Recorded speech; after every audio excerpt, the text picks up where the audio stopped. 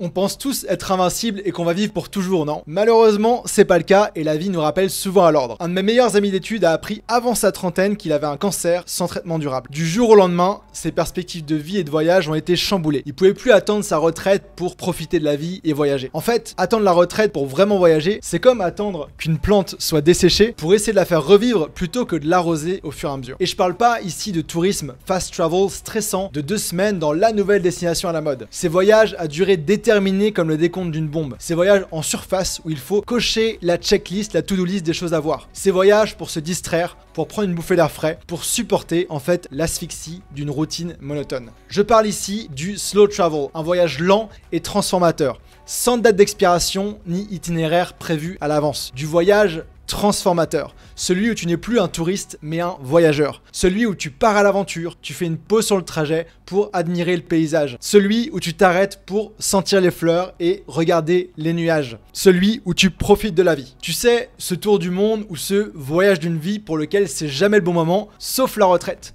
Sauf que la retraite, parlons-en. Premièrement, en France et pour notre génération, elle est loin d'être garantie et elle sera probablement encore repoussée. Deuxièmement, sacrifier ses meilleures années pour enfin voyager à 65 ans quand on est vieux, effripé et qu'on n'a plus d'énergie n'a aucun sens. Troisièmement, ça c'est si on peut encore voyager à 65 ans. Parce que statistiquement, 40 à 50% des gens auront un problème de santé majeur d'ici leurs 65 ans. Un problème qui pourrait limiter leur capacité à voyager. On parle de cancer, maladies cardiovasculaires, chroniques ou mentales. Quatrièmement, voyager tout au long de sa vie est plein de bienfaits. C'est tout simplement le meilleur exercice dev perso. Surtout quand on voyage en solo, on en reparlera après. Il va enrichir toute ta vie, sur la route ou de retour à la maison. Citation de Rolf Potts, l'auteur du livre Vagabonding, qui dit « Travels are not an escape from your real life, but a discovery of your real life ». Les voyages ne sont pas un échappatoire de notre vie réelle, mais une découverte de notre vie réelle. Je t'invite donc à te poser la question 2 minutes pour réfléchir. Si la retraite était hors de question, si elle n'existait plus, est-ce que tu voyagerais différemment? Est-ce que tu organiserais ta vie différemment? Pour moi, la réponse a toujours été plutôt claire. J'ai toujours préféré incorporer le vrai voyage long terme et transformateur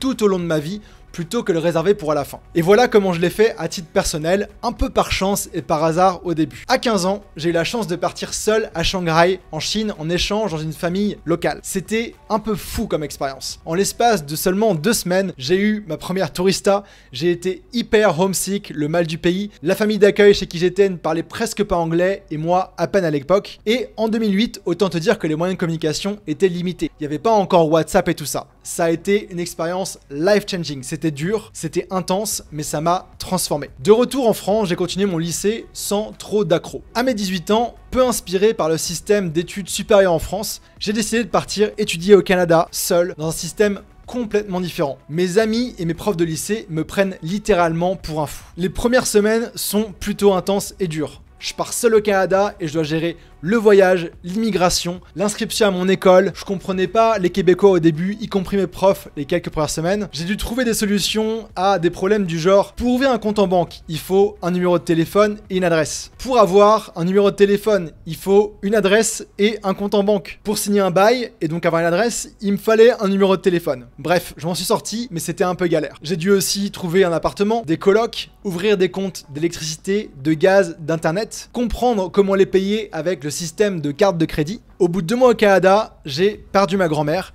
et j'ai pas pu rentrer parce que c'est tombé pendant la période d'examen. Et l'hiver et la neige arrivent plus tôt que prévu dès novembre et je comprends que je vais devoir hiberner pendant les 6 prochains mois. Encore une fois, période et expérience intense, mais j'ai appris énormément en quelques mois. Et comme toujours à mon retour de voyage, il s'est pas passé grand chose dans la vie de mes amis et de ma famille restés à Lyon. Mais moi, j'ai grandi et j'ai évolué. De là, je comprends ces principes et je commence à voyager de plus en plus. Échanges universitaires et backpacking en Argentine. Première mission freelance chez client sur place en Allemagne. Road trip aux États-Unis, en Californie, etc. Interrail dans toute l'Europe de l'Est. Et puis, tout ça en restant encore dans le système classique avec un boulot salarié à Montréal. En mars 2017, à 24 ans, j'en avais marre du manque de liberté de ce modèle salarial. J'ai tenu 1 an dans le salariat et j'en avais aussi marre du manque de liberté du salariat et de quelques hivers québécois. Je prends donc un billet simple pour la Thaïlande avec mon activité freelance lancée pour mon grand départ comme digital nomade. J'avais démissionné et on me prend encore pour un fou. Depuis plus de 7 ans maintenant, je vis en voyage permanent.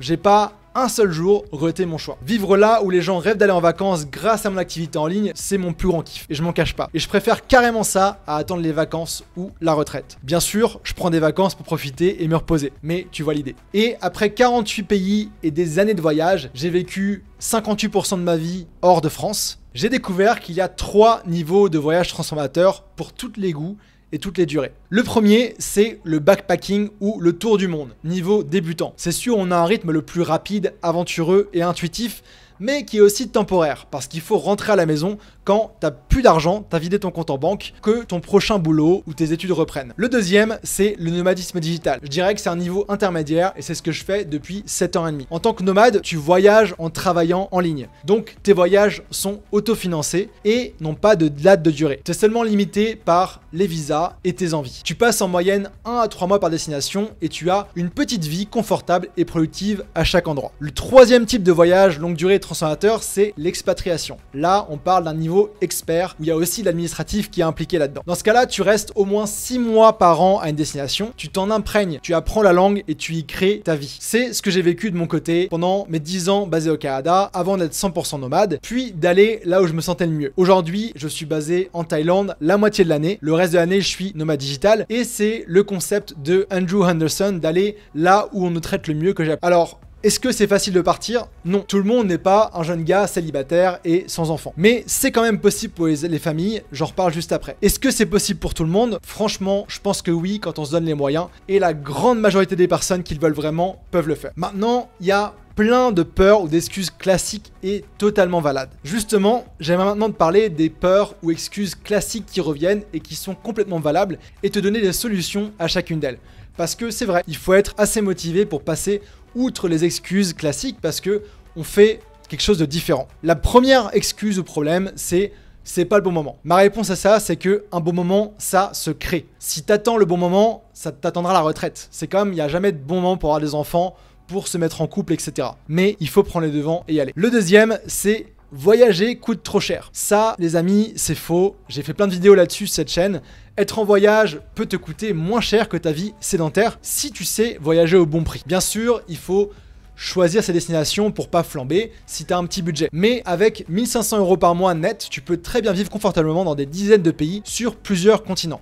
J'explique ça dans ma ressource Digital Nomad Hacks que tu peux retrouver en description. La troisième chose qu'on me dit, c'est « Ouais Ambroise, mais les voyages c'est dangereux ». C'est quand même un cliché. Personnellement, je me sens en général plus en sécurité en voyage que dans certains quartiers de Paris, Lyon ou Marseille. La quatrième chose qu'on me dit, c'est « Bah Ambroise, moi ok, mais j'ai pas assez de vacances ». À ça, je te réponds, est-ce que ce serait pas le moment de changer de boulot ou de prendre une pause, de transformer ton boulot sédentaire en boulot remote ou trouver un job remote, ou alors de créer ton activité indépendante pour prendre cette liberté. Et pour ça, j'ai des ressources offertes également en description pour t'aider à créer ton activité freelance. La cinquième chose qu'on me dit, c'est « Ok Ambroise, mais ça va faire un trou dans mon CV ». Au contraire, mets tes voyages sur ton CV et ton LinkedIn. Personnellement, j'ai une équipe d'une dizaine de freelances et je préfère travailler avec un freelance qui a fait des voyages transformateurs parce que je sais que il ou elle sera débrouillard, équilibré et ouvert. Et j'aimerais aussi préciser que si tu continues comme ça, un burn-out fera aussi un joli trou sur ton CV et dans ton bien-être si tu tires trop sur la corde sans prendre de pause et profiter de la vie. On me dit aussi, j'ai des enfants et un crédit. Ok,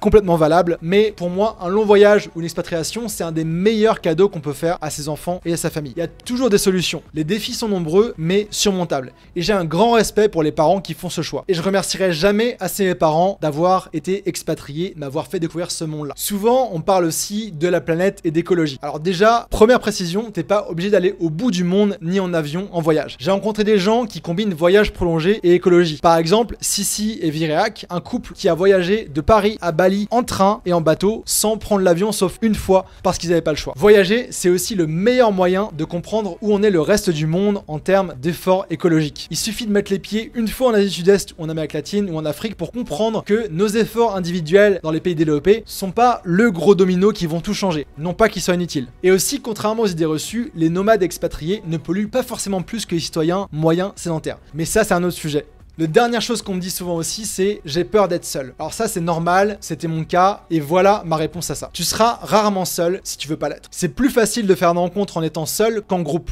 Et pour rencontrer les gens, c'est assez simple. Tu peux dormir en hostel au bar de jeunesse, participer à des activités, sport, danse, cours de langue et meet-up. Et c'est un très bon exercice de perso d'être seul, et ça te fera un bien fou, et ça te permettra de te découvrir encore plus. Et pour toutes les autres inquiétudes que tu peux avoir par rapport au voyage, c'est normal, je t'invite à faire l'exercice de Fear Setting, définition des peurs de Tim Ferriss, en l'adaptant au voyage. Identifie tes peurs et les pires choses qui pourraient arriver en voyage, réfléchis à ce que tu peux faire pour éviter que ces choses arrivent et minimiser les risques, et prépare un plan d'action pour réparer les pires scénarios qui pourraient arriver. Pense aussi au coût d'inaction, le coût de pas faire ce voyage qui pourrait nuire à ton bonheur, ton ouverture d'esprit et ton expérience. Maintenant, exercice pour préparer ton prochain départ. On va faire un rétro-planning que j'appelle DDPLALG. Prends pas peur, c'est des acronymes et on va préparer ton voyage. Et c'est la méthode que j'ai découvert et créée la plus efficace pour rendre un voyage concret via le rétro-planning. C'est pas révolutionnaire, c'est simple, ça veut pas dire que c'est facile à faire, mais c'est extrêmement efficace pour rendre ton projet de voyage palpable et concret. Et c'est exactement ce que j'ai fait en 2017 avant de poser ma décision. Je pense que j'aurais pas eu le courage de démissionner si j'avais pas un plan de match et des billets d'avion déjà réservés. Voilà donc une version très simplifiée extraite de mon programme La Boussole, qui est le guide pour voyager plus longtemps pour moins cher et en tant que nomade digital. Première étape, c'est la deadline, la date limite. Choisis une date de départ. Là-dessus, je te dirais dans 3 à 6 mois si tu gagnes déjà ta vie en ligne, en remote, ou que tu es freelance ou entrepreneur. Sinon, je te dirais de prévoir dans 1 an. Ça te laissera le temps de lancer ton activité freelance par exemple. Deuxième étape, c'est le choix de destination. Donc, choisis ta destination. J'ai des guides sur ma chaîne YouTube de destination nomade ou sur mon site web qui peuvent t'aider à choisir la meilleure destination pour toi. Je t'invite à commencer par une première destination test, pas très loin de là où tu es, pour commencer tranquillement.